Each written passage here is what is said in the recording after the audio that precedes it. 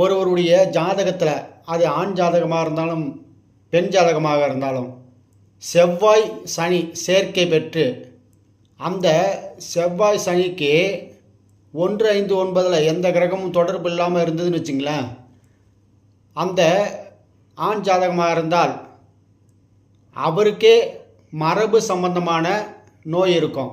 இதே பெண் ஜாதகமாக இருந்தால் அவருடைய கணவருக்கு மரபு சம்பந்தமான மரபு சம்பந்தம்னா அவர்களுடைய வழியாக தாய் வழி இல்லைன்னா தந்தை வழி வர்க்கத்தினுடைய நோயை இவர் அதை வாங்கியிருப்பார்.